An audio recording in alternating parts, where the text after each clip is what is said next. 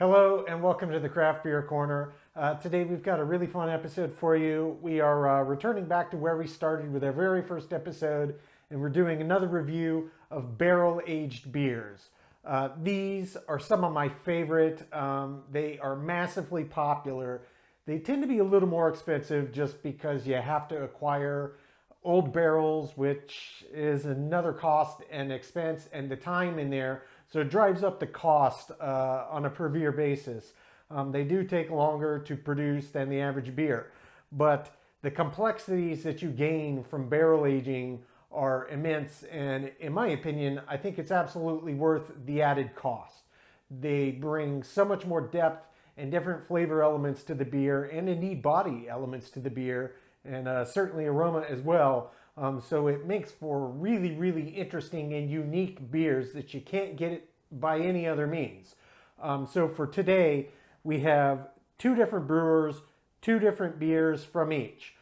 We'll be starting with the Innis and Gunn. They are a Scottish brewer. Their first one we're going to try today is the Blood Red Sky. This is a rum barrel-aged Scotch ale. Clocks in at 6.8% ABV. The second brewer is the Lexington Brewing Company. The first one we're going to try there is the Kentucky Bourbon Barrel Blackberry Porter.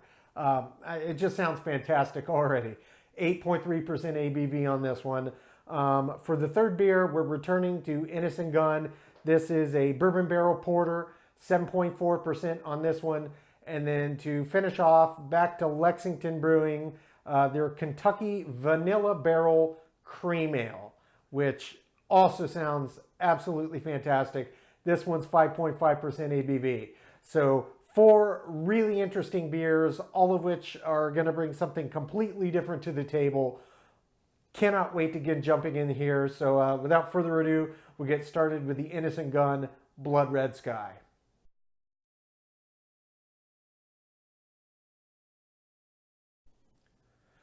All right, so beer number one, Innis and Gunn's Blood Red Sky.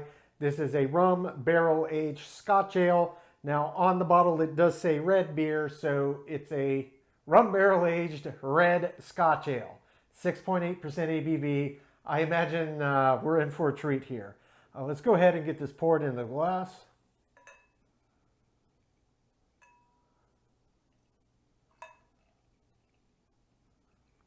Okay. Yeah, got a good pour on this one. It's a nice looking head. Got a mix of medium and fine bubbles. They're starting to dissipate a fair bit, so looks nice. It's darker than I expected, being that it says a red beer on the bottle, but it is I guess it's a reddish brown. So for a Scotch ale, that probably counts for red. Maybe a little more brown orange, rust color if you will. Let's give it a sniff. That smells really good. It smells rather boozy. You can absolutely smell the rum barrel on here, as you might expect, and certainly it's making me really, really interested to get into this beer. I expect good things, so let's go ahead and give it a sip. This head is already dissipated down to a nice level, so.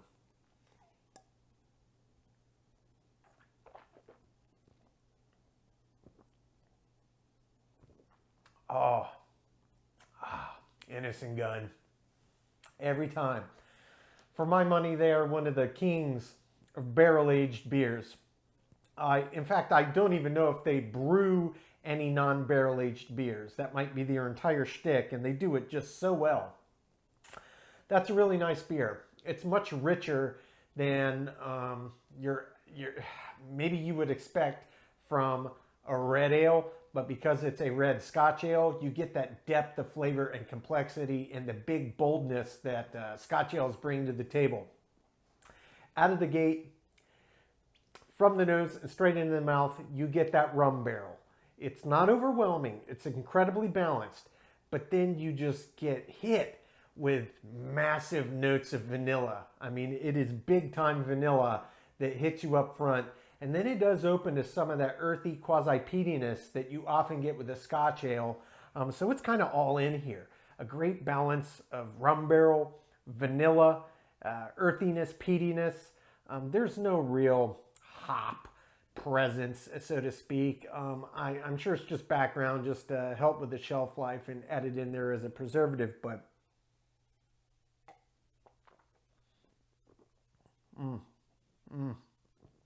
that's a really nice beer. I do enjoy it. Oh, I do enjoy it, so that's very nice. Bit of it reminds me of maybe if you took a good quality German Doppelbock and you rum barrel aged it, perhaps it would come close to something like this. It's nice. It's big. It's got a really big voluptuous body to it. It's got a really silky mouthfeel. It's kind of a medium viscosity, so it does stick around in there. It's got a pretty long finish, so it lets you kind of experience the whole beer for quite an extended period of time. And I'll tell you, for me, I'm going to go in for a third sip here, just to really think on it, but I'm going to sniff it first. Yeah.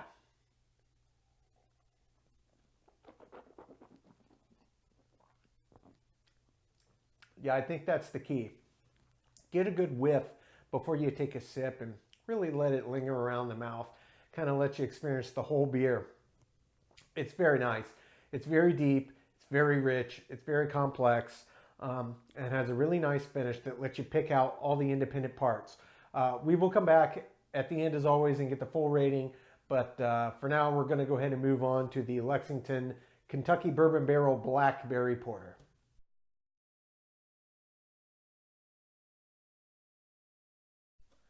Okay, so moving on to our next beer. This is the Lexington Brewing's Kentucky Bourbon Barrel Blackberry Porter.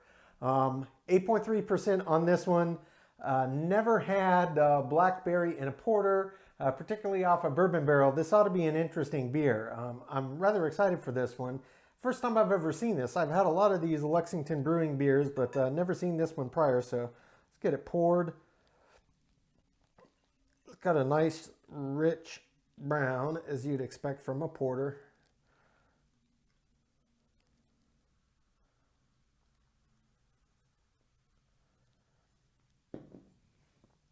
Yeah, very dark, classic porter color. It's just got a light little foam head on there. It's not a stout, it's a porter. That's rather typical for the style, though I did notice it's quite effervescent, which you don't see in a lot of porters. It's got a lot of bubbles coming up in there, a lot of carbonation. Let's go ahead and give this a sniff. Okay, you can absolutely smell a mix of both the bourbon barrel quite strongly and the blackberries quite strongly. I'd say it's almost in perfect 50-50 equal distribution for the aroma that comes out of the glass. Really smells quite nice. I imagine this is going to be rather rich, rather decadent beer. So let's go ahead and jump right in.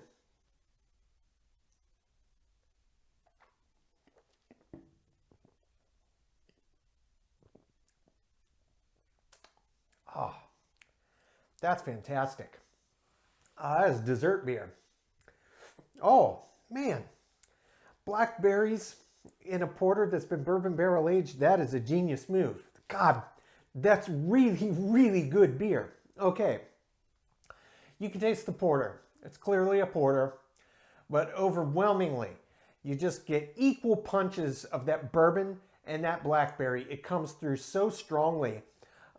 This almost tastes like if you were to age a barley wine in bourbon barrels and then add blackberry, it's that big and thick and intense. It doesn't taste boozy. It just tastes of bourbon. It doesn't taste, it's distinctly different. I know that sounds funny what I'm saying.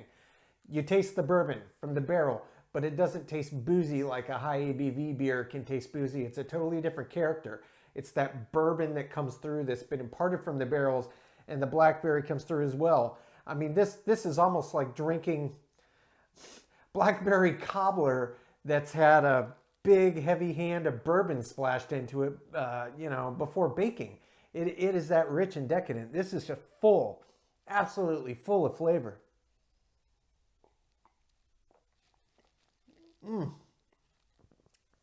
That is delicious.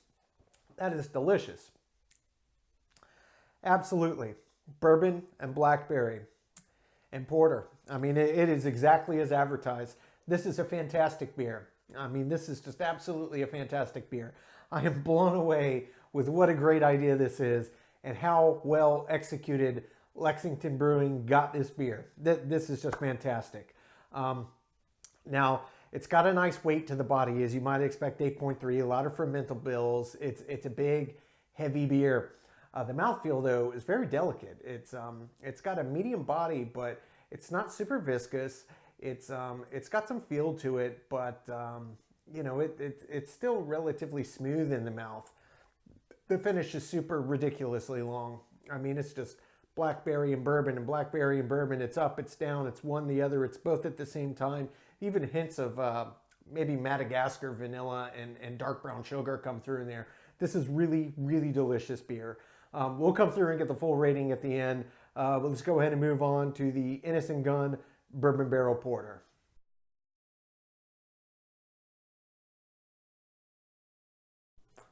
Okay, so moving on to our third beer. This is the Innis and Gunn Bourbon Barrel Porter. This one clocks in at 7.4% ABV. As it's Innis and Gunn, I know kinda in the back of my mind what I'm expecting. Every beer I've had from them is barrel aged, and I could be wrong, but I think that might be their entire shtick. They don't do anything that's not barrel aged. They do it quite well. I've had many other beers. This one is also new to me, so another fun one. They're always adding new beers to their lineup, so let's go ahead and get this poured in so we can see what majesty beholds us. Okay, yeah, this looks like a classic porter. Nice, dark, rich brown, as you would expect. Got a nice head formed on there.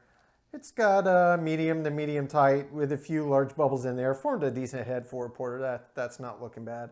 Just gonna give it a slight swirl so we can get a sniff. Okay, so the overwhelming aroma that comes through on the nose here is bourbon. By a vast margin, it's bourbon. You can pick up the malt undertone that they use in their base for the porter. Also smells nice, but bourbon is the dominant aroma that comes through on the nose. Not a bad thing. It's bourbon barrel aged and it's Innis and Gunn, so I expect that barrel to impart some big aromas and some big flavors. So let's go ahead and jump in here. See what this bad boy is all about.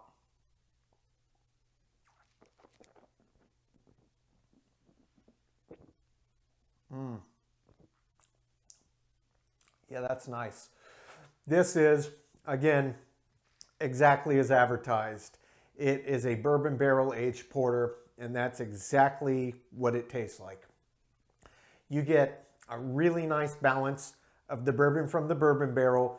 It's enough that's in there, but you still get the porter, so you know you're drinking a porter. I would say this is about as well balanced as a bourbon barrel aged porter could possibly get, being that it's almost equal 50-50 distribution of the bourbon character that comes through as well as the porter. And I gotta say, even without the barrel aging, this would be a fine example of a porter. That's quality malts in there. They have done a really, really great job with this beer. It is really, really dark. Dark as night. You can see quite clearly. Give it another sip.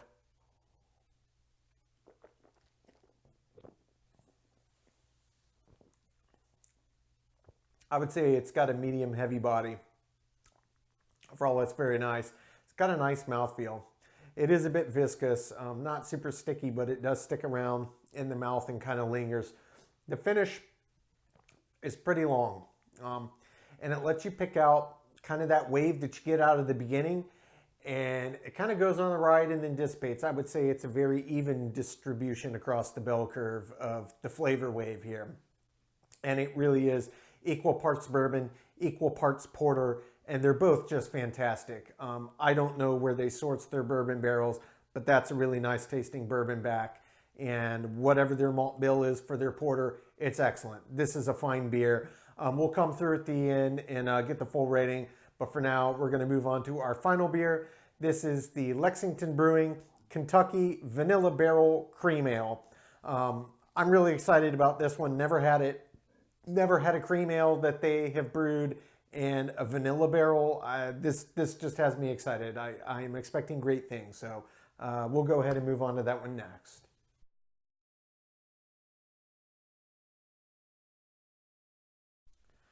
Okay, so wrapping up with the final beer of the bunch, the Lexington Brewing Kentucky Vanilla Barrel Cream Ale.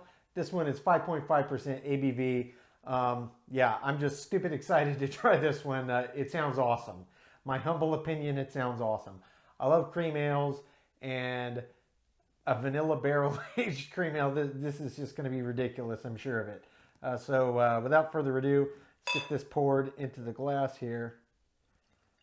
Oh, that's a lovely color on this cream ale. See if we can get a nice creamy head on this creamy ale. Yeah, that looks great. As I spill beer on my table. Okay. Yeah, that's a beautiful color. It's got a deep kind of orangey amber color to it. Looks really nice. The head formed kind of a medium type bubble on top, but it's probably going to dissipate here in a minute. I can see it vigorously moving down. Let's give it a sniff. That smells fantastic. It is vanilla abound. Just whacks you right in the nose. That is just a lovely smelling beer. It almost smells like cream soda, like a classic vanilla cream soda is what this smells like. Yeah, I'm not waiting anymore. Let's let's go ahead and jump right in. Oh God, that smells good.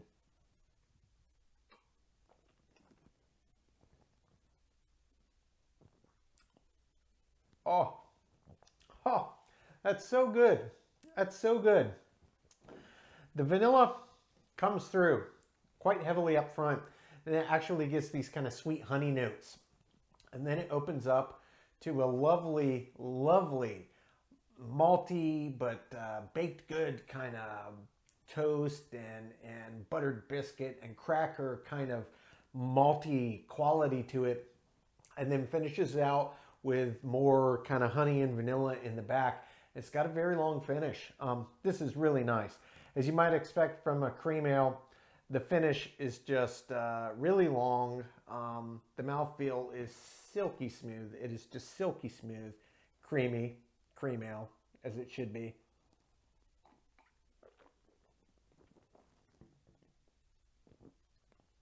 It's just silky smooth body. Silky smooth. Silky smooth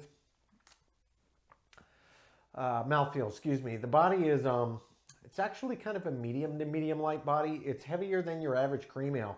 And the mouthfeel is just silky, creamy, smooth. That is perfect cream ale mouthfeel. Nice long finish. And it's got a beautiful balance too. You get all of that vanilla, you get that honey sweetness, and you get that big, robust malt that's got this nice baked good quality, and it pairs so well. This is really good. I'm not let down by this in the slightest. It's actually exactly what I was hoping it would be. If cream soda were paired with beer, this is exactly what it would be. Or alcoholic cream soda. That's almost what it reminds me of. This is really fantastic. Very, very pleased with this one. We'll come back and get the ratings on all four at the end, but I'm going to finish enjoying this, and then I'll see you back here.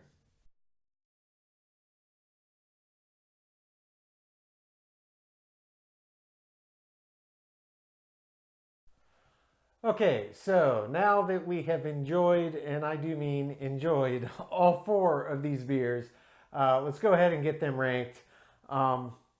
Really having these again, making another round of barrel-aged beers, really kind of hit home at just how amazing and how much depth and character that a beer can get when you barrel age it. It's really quite fantastic. It doesn't just have to be reserved for liquor or for wine.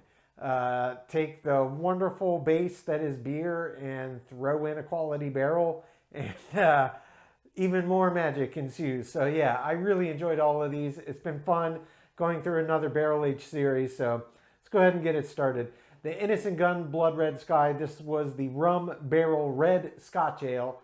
Bit of a mouthful, 6.8%. Aroma was great, almost perfect, 9 out of 10. Taste, I gave it a 7. It was great. I really loved it. Well above average. Body was 8. Certainly well above average. Had some nice substance to it. Mouthfeel, just 1 point lower. I gave it a 7. The finish was very long and layered and complex. I gave that an 8. The head and the retention, it really held quite nice for the style. Well above average. I also gave that an 8 out of 10. The appearance, again, 8 out of 10. Being that it was called Blood Red Sky, even though it was a base Scotch ale, but they built it as a red Scotch ale, I would have expected to see a bit more red, amberish hue. It did okay, but, you know, not that big of a deal. Still 8 out of 10, still well above average. The balance, it was well balanced, above average, 7 out of 10. The feeling and intangible category, I gave that an 8 out of 10. And finally, as an example of the style, above average, again, I give that a 7 out of 10. That brings the grand score up to 77. Moving on to number 2, this was the Lexington Brewing's Kentucky Bourbon Barrel Blackberry Porter. 8.3% ABV. This was the highest ABV of the bunch by a pretty big margin. Yeah, this beer really did it for me. I absolutely loved this beer. Honestly, I was rather blown away by it. I expected it would be good. I did not expect it would be that good. They've got a real winner on their hands with this one. I do highly recommend it. Skip the scores. Aroma, 9 out of 10. Taste, 9 out of 10. Body and mouthfeel, a little bit lower. 8 for the body, 7 for the mouthfeel. Finish, 9 out of 10. Head and retention, 8 out of 10. The appearance, I thought it was perfection, 10 out of 10. Balance, 9 out of 10, almost perfection. Feeling and intangible, I loved it so. I really, really did. I loved it. I loved this beer. 10 out of 10. Finally, as an example of the style, 9 out of 10. That brings the total score up to an 88. Moving on to our second Innis and Gunn offering. This is their Bourbon Barrel Porter. 7.4% ABV on this one. For the aroma, I gave it an 8. Taste, I gave it a 9. Really loved it. I thought it was ridiculously well balanced between the quality base porter and the barrel that they chose, and it really came through in the flavor, so 9 out of 10. Body and mouthfeel, I both gave an 8. It really had depth. It was nice and thick, and it stuck around and really let you linger and experiencing it. The finish, equally related, 8 out of 10. It was nice and long, very layered. The head and retention, just 1 point lower. I gave that a 7. The appearance, I thought it was perfect, 10 out of 10. The balance, I gave it a 9. The feeling and in the intangible category, I also gave it a 9. Finally, as an example of the style, I gave it a 9. That brings the total score up to an 85 for the Bourbon Barrel Porter. And then rounding out our second Lexington Brewing Company's Kentucky Vanilla Barrel Cream Ale. It's a mouthful. 5.5% ABV, the lowest here by a healthy margin. But that does not mean that it was by any means or any facet at all not as enjoyable, because it absolutely was. This was such a unique beer. I really enjoyed this one as well. Aroma, I give it a 9 out of 10. That vanilla and that bourbon really just whacked you in the nose, and you kind of knew you were in for something special before you even had your first sip. Taste, almost perfection, 9 out of 10. Body, I gave it an 8. The mouthfeel, I gave it a 10. This was a quintessential cream ale mouthfeel. It was just ridiculously silky smooth and just the finest bubbles just floating around. It was cream ale perfection. The finish, I gave it an 8, well above average. Head and retention, I gave it a 7. For a cream ale, I would normally expect it would stick around a little bit longer than that, but I kind of suspected this one wouldn't, because the bubbles were a little more medium instead of the fine, tight bubbles like you'd see. Again, I expect if you had this on draft, it would be quite a bit different, but coming from a bottle, still decent job, above average, 7 out of 10. The appearance, I gave it a 9. It was a little darker than I expect from a cream ale, but it was still a lovely looking beer, certainly indicative of this style, 9 out of 10.